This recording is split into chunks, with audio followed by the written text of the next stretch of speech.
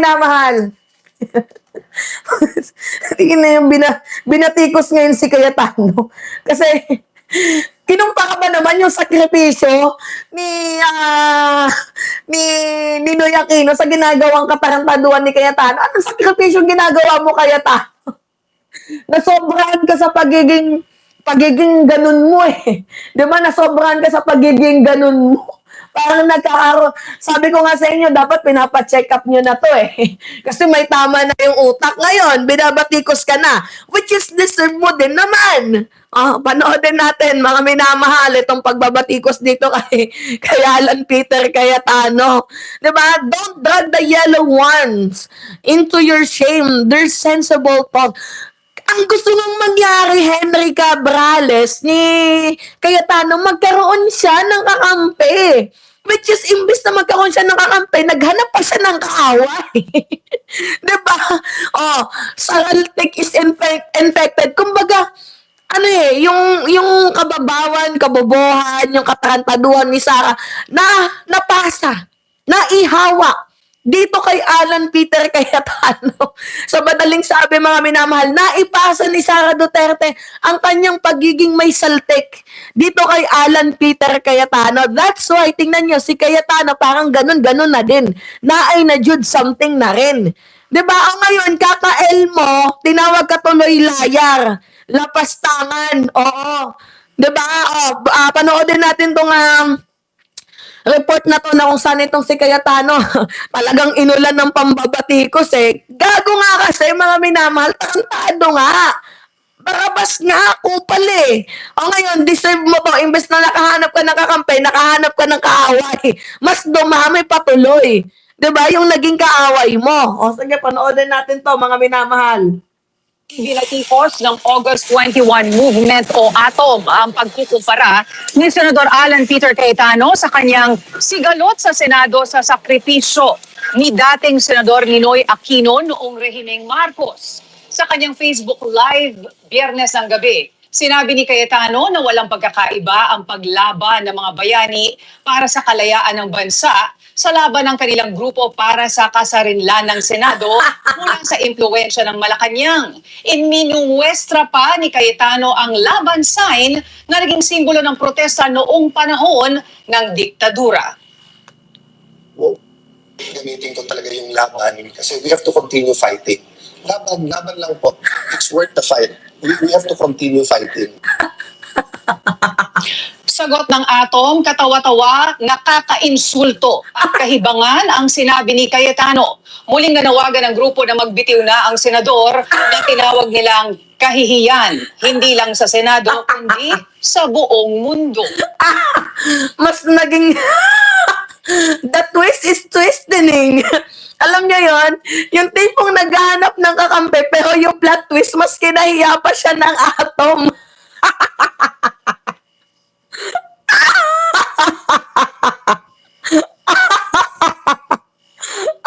The twist is twistening. Yung twist na hinahanap ni Cayetano, literal na plot twist. Imbes na makakuha siya ng simpatsya, imbes na makakuha siya ng kakampi, nakahanap tuloy siya ng kaaway at tinawag pa siyang napakawalang hiya. Elisain Ladlad, sabi ni Spoking Taong PH.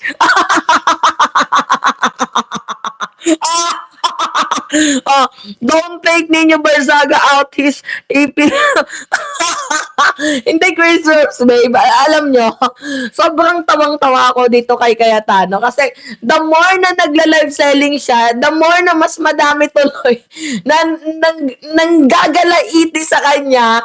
Pero hindi ko alam kung rage bait ba to kay Alan Peter Cayetano, kung nire-rage bait niya lang ba tayo, or wala na talaga siyang magawa sa buhay niya at umabot na siya doon sa punto na, sige, idamay ko na lang yung liberal, baka makahanap ako ng kakampi. Sige, kailangan ko tong idamay tong taong to kasi alam ko kakampihan nila ako. Kasi kaaway diba dati nila yung Marcos? Ganyan, iniisip kasi niya Ni Cayetano na magkaaway yung mga Marcos before. Tapos, di ba, syempre, nakikita nila na parang good terms ngayon yung liberal, tapos yung Marcos administration. Ngayon, iniisip niya na, yung mga liberal, anti-Marcos talaga yan. Kailangan ibalik natin yung issue. Idamay natin si Ninoy. Ngayon, ang nangyari, mga minamahal.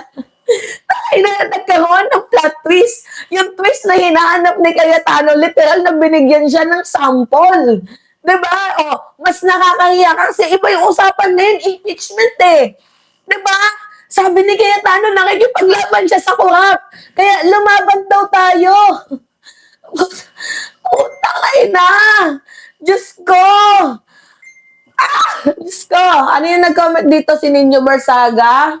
Ano ba yun? Nag-comment pala dito si Nino Barsaga, mga minamahal, hindi natin nakita. Oo, Nino Barsaga was time out by Chris Rose, babe.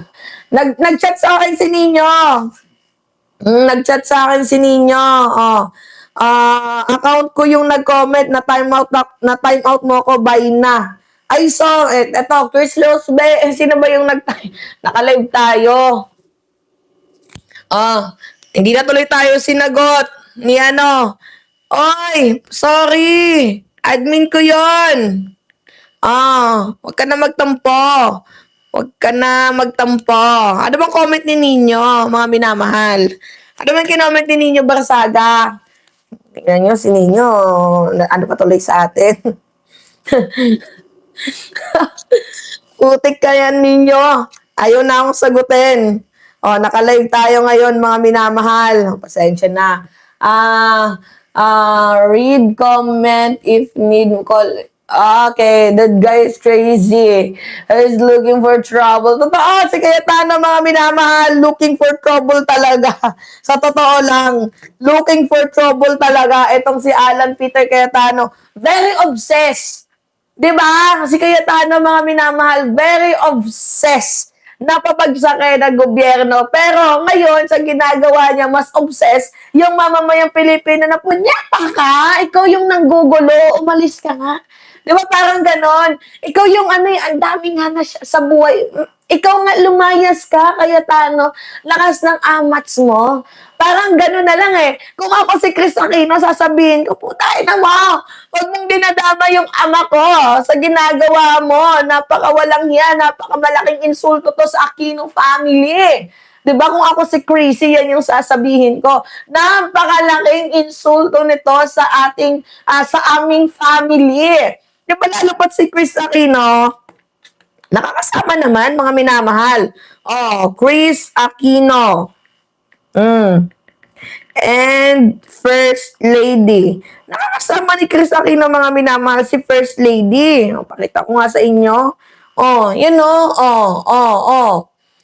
Diba? So, hindi sila magkaaway, literal. Okay na sila. Diba? Kayo lang pinag-aaway nyo lang eh. Diba, mga minamahal, hindi nyo dapat si Cayetano. Si Cayetano yung punot dulo nito. Gusto nilang pag-awayin muli yung Marcos and Aquino. Ngayon ang ending, yung liberal mas galit, mga minamahal. Diba? Mas galit tuloy yung liberal dito kay Cayetano. Kasi actually, pati mga DDS, hindi din alam yung kanilang i-comment. Diba? Hindi nila pwedeng sabihin na umaagree sila. Hindi din nila pwedeng sabihin na okay, hero si Aquino. Di ba mga minamahal, kung pagka sa madaling sabi, kahit mga DDS, di ba mga minamahal ay nalilito. Di ba? Anong klaseng kabalimbingan to?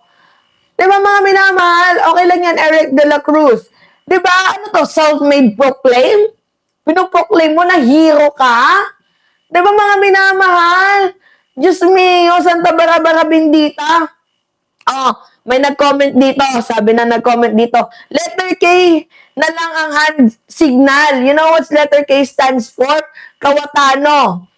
Sabi na nag-comment dito, Mima, mga 10,000 po yung tawa namin. Diba? Di na uubusan ng script si Kawatano. Sabi dito, litong-lito yung mga DDS kung paano sila magre-react. Diba? Alam nyo, malapit lang naman ata yung Mandaluyong dito. Pa-mental ka nga, Cayetano, lakas ng ano mo, ng power mo sa katarantaduhan mo, lakas ng power mong magkineme eklabush, 'di ba? Lakas ng tama mo. 'Di ba? Yung pagko-online selling mo, definitely parang na yan eh. Kabalbalan na yan, mga minamahal. O kahit sino walang uma-agree. 'Di ba? Yung sinasabi niya na dinidiktahan daw ng administrasyon, paano dinidiktahan? Ano yung dinidiktahan doon, mga minamahal?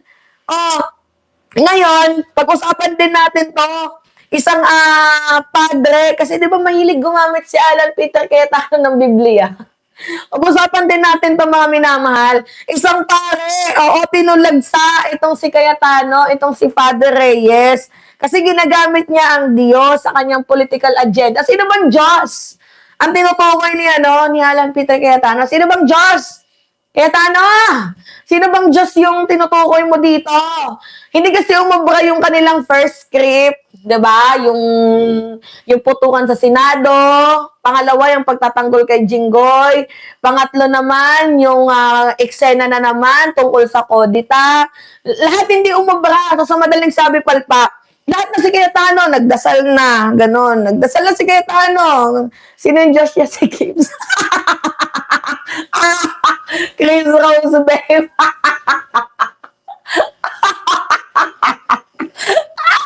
Natawa ako sa komento mo. Sino ba yung Diyos ni Cayetano? Si Gibbs. Kasi mismo mga minamahal, isang padre nagsalita na. Kasi ang hilig di ba gumamit ni Alan Peter Cayetano ng what do you call this, mga minamahal, ng Bible. May mga verse siyang ginagamit eh. Pero ang laking insulto nun ha.